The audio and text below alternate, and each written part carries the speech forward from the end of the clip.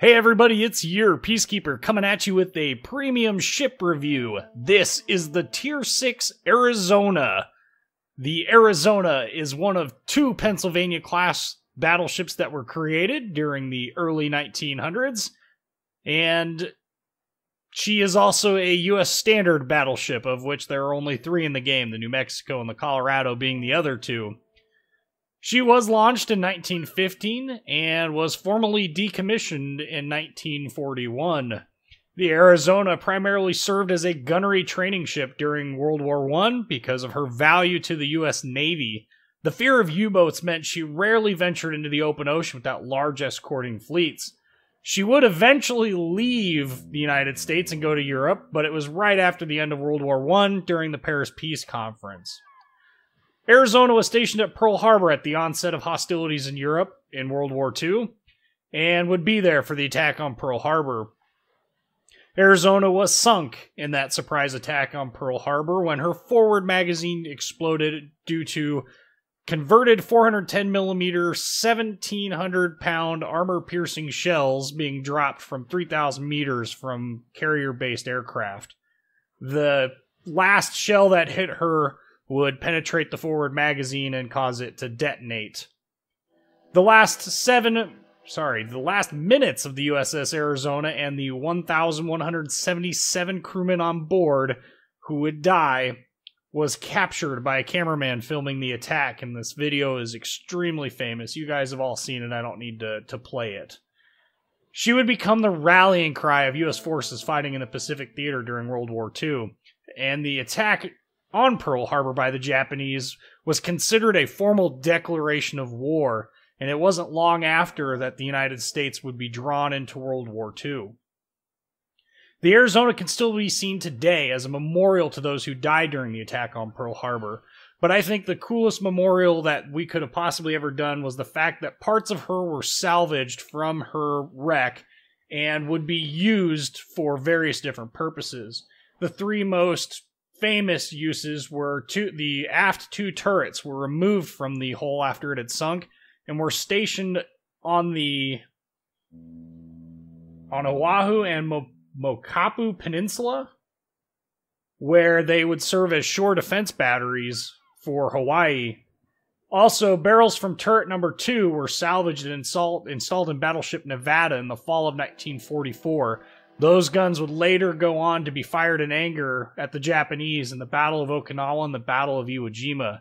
What a cool and fitting way to bring things full circle for the Arizona, and I hope it allows the men who died on her at least a little bit of peace to know that they were actually able to participate in some way in the later parts of World War II.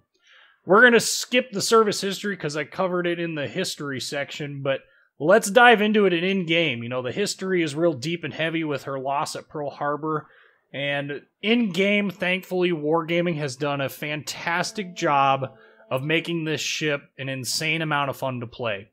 If you're the type of player who likes the way that the New Mexico plays in-game, this ship is basically a New Mexico, but it has slightly weaker AA. And it's not a huge difference between the two, it's just Arizona never saw the late war anti-aircraft armament refits that we see in the New Mexico, and that's obvious because she was sunk in 1941. She didn't, unfortunately, survive the end of the war, so she never got those armament refits, and Wargaming has chosen to replicate that instead of giving her some fake historical hull, non-historical hull. So the slight tweak in anti-aircraft isn't a huge difference, but overall, the biggest change was they actually made the ship accurate. They gave her a better sigma value than the New Mexico, and sigma is that vertical dispersion. So we have the horizontal dispersion is listed in the main battery stats, but we don't get that vertical dispersion in I don't remember what the number is off the top of my head, but it's better than New Mexico's sigma value. And so this ship is very accurate compared to the New Mexico. And that's saying a lot because the New Mexico is actually a really accurate ship, especially at Tier 6, and especially for something that has 12, 14-inch guns.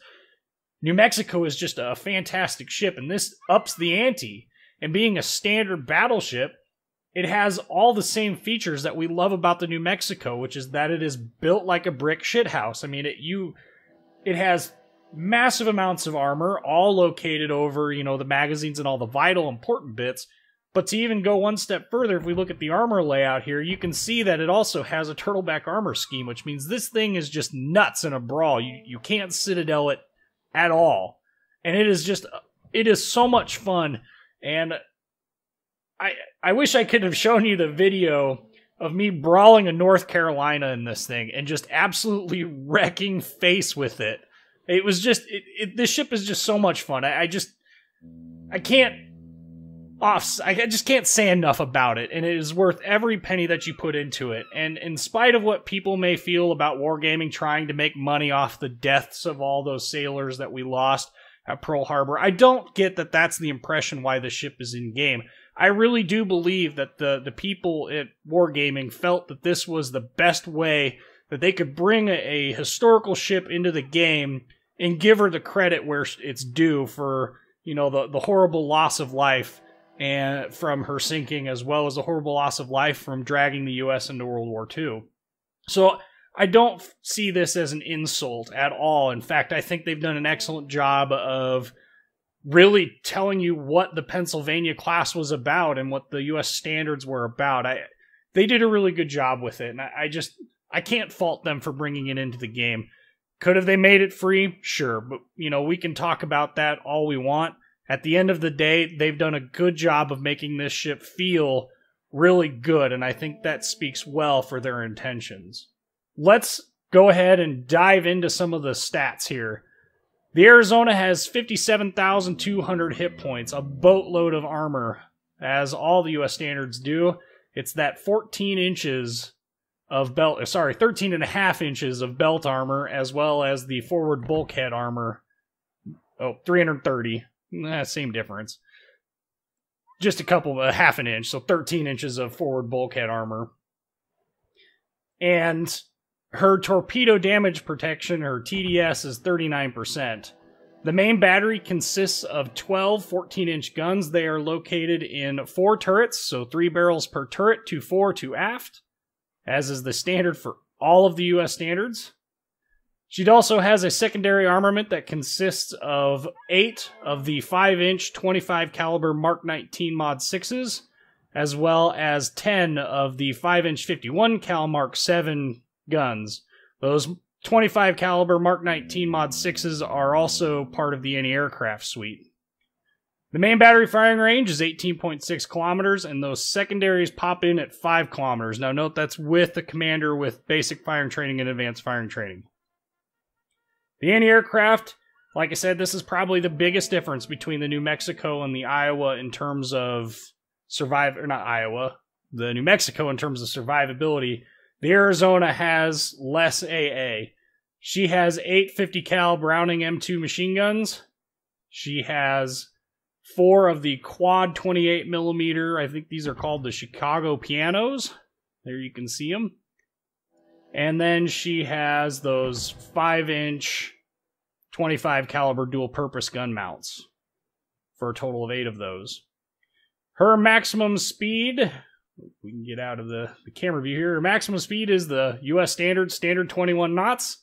Turning circle is a really tight 640 meters. And the rudder shift time is a really good 11.7 seconds. You can really duck and weave this ship in between incoming shell fire, especially at long range. Her concealment range is 14 kilometers by sea and 11.1 kilometers by air. So she's got a little bit of breathing room in terms of her range and her stealth window. So you can really sneak this ship in pretty close to enemy ships before you just blast them out of the water.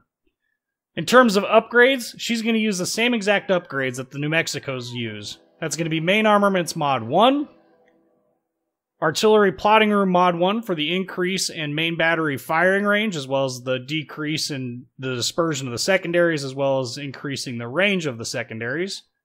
Damage Control Systems Mod 1 for reducing the chances of flooding and fire. And Steering Gears Mod 2 for the 20% reduction in rudder shift time, which makes this ship just unbelievably agile for her size and for a battleship. Throw in a commander with concealment expert, and this ship just becomes nuts because, you know, you get that concealment way down there, and all of a sudden you pop up and ships just get deleted. It's a lot of fun. Like I said, it plays like a New Mexico, but it's got way more accurate main guns, and we are going to see that in the battle video. So let's roll the battle video. So this is a Tier 7 match. It's not much of a Tier 7 match. There's even a Graf Spee in this match. There is at least one Tier 7 on each side, so we'll call it a Tier 7 match because I guess that's what it is. Yeah. Anyway, so on this map, this is, you know, I don't remember what the name of this map is. It's largely irrelevant. It's an old map, and the strategy on this map is quite simple. If you're not going to the west, chances are you're going to lose. Thankfully, this team goes to the west, and we don't lose. It ends up being about 169,000 in damage. Yes, you heard that number right. 169,000 damage from a Tier 6 battleship. Granted, it's a premium, and granted, it's like the super New Mexico, but... which is funny given the history of the Pennsylvanias. The Pennsylvanias were the class between the Nevada and the Nevada class battleships, which were the first U.S. standards, and the New Mexicos, which were the third U.S. standards, and then the Tennessees, and then the Colorados. And, well, it's interesting that the Pennsylvania is the super New Mexico, when actually the New Mexico is more like a super Pennsylvania. But I digress. Anyway, we're going to go ahead and go west, and the way that this battle is going to develop, we're going to end up in the middle of the map, which you'd think would be kind of suicide given the fact that, well, their whole team ends up going to the right, I guess. I mean, it's not suicide in this. We made it work. The keys of this ship, like all the U.S. standards, is to stay angled and to, you know, use as much support as you can get. Now we're going to kiss Congo here, ever so slightly on the rear. Very lewd. Don't try this at home. That's totally accidental, and, you know, that gives many of the other ships around us a much better opportunity to get in front of us. Not that the Scharnhorst is being shy about going headlong into this fight. So we're going to let the Scharnhorst go ahead and take up the point up here, and we're going to engage ships as they come into our range and deal with them as we may. Thankfully, most of their ships stay out of the middle, and we get to pick them off basically one by one, which is an absolute horrible strategy. If your team is making the commitment to go one way, you need to go that way and support. You can see the vast majority of our team is going to the left. We've got, you know, 5 ships off to the right. The remaining 7 of us are going off to the left. The ships on the right, you know, there's 2 cruisers, 2 destroyers, and a battleship. That's not a bad complement of ships, you know, pretty well rounded, provided everybody knows what they're doing. Unfortunately, though, most of those guys, you know, they end up holding them off over there for quite a while, but, you know, they end up not really doing a whole lot the whole match. But our first target of the day, broadside Leander? No, we're going to try and shoot at this Cleveland here that was here, because, you know, he's broadside to us, and he ends up not popping up. But we got a Leander. Now, if passing over New Mexico and a Fuso, this Leander is nearly stationary. Who, you know, I'm never going to pass this up, but, you know, this shell dispersion, okay, it doesn't look terribly impressive at this range. But, hey, you know, we get basically 16,000 damage out of that hit. And it worked. You know, New Mexico probably would have accomplished the same thing. Didn't need the spotter plane to hit him. Heck, we got 18 kilometers of range. That's more than the Colorado has base. But the way that the spotter worked out, we were able to get the shot lined up and get a good feed on him. Next up is going to be a Fuso, and it's a stock Fuso at that. No real armor protection. The ship is very soft, but now look at this shot pattern. That's at 15 kilometers. You got one stray one there, but yeah. 2 salvos into this game, and we already have 28,000 damage. Yeah, that's a good chunk of damage for only being, you know, 24 rounds into this match, of which only 12 have hit. We got a 50% main battery hit rate. If that ain't a dispersion buff, I don't know what is.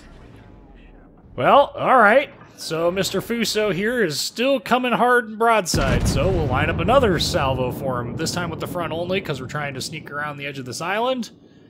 Well, that dispersion looks awful. What about... Oh, we got a Citadel out of that. Another 14,000 damage, basically. That second salvo, we got the island indicator popped up, but no hits. The shells went over, but they didn't make contact, and if you look on the minimap, you can see he turned in there at the last moment. So now the number of options that we have to shoot at is getting kind of limited. We got ourselves a New Mexico straight ahead. There's a Cleveland that's backing up next to him. That Fuso's coming around the island off to the right. But for the most part, their whole team is off on the right side of the map, and they have taken out one of our destroyers that was over there. We're going to shoot at this Cleveland that's backing up because he is in a very precarious position. There's 9K taken off in a salvo, and there is another 6.5K, so 15.5K taken off, just whoop, gone. Meanwhile, that New Mexico shot at us, and you know, he got himself a decent chunk of me. I'm not going to say he didn't. He certainly did. We got this Fuso coming around the island. He is broadside to us. Very, very broadside. Now, I feel like I've got a pretty good angle on him, but he ends up getting a really big hit here. Look at that. That's definitely a Citadel hit. At least that's what it felt like. However, he did something. He slowed himself down a little bit. It's enough to get him out of taking a whole bunch of damage. He only took 4,500. Very good angling on his part. Unfortunately for him, now he's kind of out here in the middle. I've got myself 2 battleships behind me, and I believe it's a Murmansk. It's an Omaha class, one of them anyway. That's popping out to my left here. So it won't take much to burn him down. So we're going to go ahead and we're going to focus fire on him since he's the easiest for everybody to hit, and he's going to go down very quickly. And you'll note I'm holding my fire. Yeah, it was a Murmansk. I'm holding my fire. I'm looking for a better target than him because I don't want to waste the salvo if I can avoid it. Unfortunately, we get to the point where I probably should have fired at him. And unfortunately, our Murmansk takes a huge hit. Through the nose, well, maybe not through the nose, but it was certainly an angled hit. And very good hit. He also took that incoming fire from his left side there. Well, it's decision time. There's nothing else to shoot at. We need to shoot at something. Might as well secure this kill. It feels dirty. In fact, it looks way worse than it actually was. In-game, I remember thinking to myself, man, this feels dirty. I should have shot earlier. But, well, it's a secured kill. Whatever. We're going to end up winning this anyway. And anything we can do to get those guns out of the fight before they end up taking out another ship is beneficial to us. I really want this Cleveland. I got 10 seconds for my guns to come up. This is the one downside to this ship, is you have an abnormally long reload time. It's really quite annoying. And because that Cleveland's turning away, we're going to go in and we're going to launch at the Miyoko off in the distance. Pretty good shot dispersion. We got the lateral, the horizontal stuff figured out. But just a little too high. Had I aimed a little bit lower, I think that Miyoko would be dead. Of course, now we got a New Mexico coming in. We kicked the rudder over hard to mitigate as much damage as we can. We took 7K. That's alright. You know, we take it in stride here. Mr. New Mexico, however, has gone and made himself broadside to me while being nearly stationary because he's hit the wreck of his ship. Yeah, how about 26,000 damage taken off? Yeah, no Citadel hit, just a boatload of white damage. And unfortunately, that Congo gets a very solid hit on me. And unfortunately, I, end up turning into this Murmansk hole here. And this is gonna come back to haunt me because now I'm trapped between 2 battleships, one of which I'm angled reasonably well to. The other, I am not. I want to get rid of this New Mexico as quick as possible. I take my shot, but the Murmansk superstructure takes out 3 of the shells. We still get 2 hits for 4K. That Congo is just pounding away at us. We need to get out of this situation as quick as we can. Thankfully, our Congo kills their New Mexico, and I can focus on their Congo. And finally, the Murmansk sinks enough for me to actually get moving again. This allows me to present a much narrower profile for his guns to hit when he comes up. Thankfully, the gun arcs on these ships are phenomenal. And by the time you bring them all to bear, that's when you're going to get the most bounces. So you can see there, we bounced a fairly decent number of shells. We only took 4,500 damage, and that's from shells hitting that upper portion of the deck. But the vast majority of the hard damage was bounced by the belt. So thankfully that, that happened. No Citadel hits, but nearly 13,000, 12,600. We got ourselves a Nicholas here. We're going to get him selected, jam the rudder over hard right, because I know he's launched those torpedoes. We're going to kill our speed as well. The combination of those two things is going to cause him to miss. Now I've got turrets. Yep, he starts turning around to launch torpedoes, and we put him out of his misery. And his torpedoes, they don't hit. Perfect timing for all of that to come to bear. If you guys happen to see a destroyer pop around an island when you're in a US standard, make sure you use your rudder and your throttle to cause our torpedoes to miss. There goes a Miyoko down. Another Citadel hit. We're up to 137,000 damage in this match. Next up is a very soft Pensacola. Pensacola is definitely a favorite amongst battleship players for quick and easy kills. Do we kill him? God, that dispersion is just impressive. What? Man, I thought for sure we were going to get at least one. 8k damage isn't too bad, but 4 over pens and 1 regular pen, and we only did about 8k damage? That seems awfully low to me. Alright, let's try it again. 4 penetrating hits for only 2,500 damage? Wargaming, what is this? How do I get 4 penetrating hits, which is like a 33% damage or 50% damage from full AP, and I get 2,500 damage with no module incapacitations? If I'm hitting modules on stuff and it's killing them, it should be showing up. If I'm not killing them, what am I hitting that's penetrating but I'm not getting more damage from? I don't know, but ultimately, this Pensacola, he's gonna die. So we finally get the kill. That leaves a New York, which was last seen in that F9 area. That means he's off to our right-hand side, so we need to go chase him down. That means pivoting our guns. Rather than wait for him to be spotted to know for a fact that he's there, we're going to pivot our guns early. Oh, we're detected, and he pops up on the map. He is nearly broadside to us, and I am nearly broadside to him. This is a bad place for both of us to be. He's got his guns to bear. He shoots. He ripple fires. I salvo fire the front 2. He hits once with the bounce, so no damage. I do 7,500. Yeah. So I don't know the polite way to say this, but honestly, guys, ripple fire, it may help some of you guys. I just get the impression from it every time I use it. And what ends up happening is I miss more with it. I feel like I miss more. I don't get that same dispersion from it.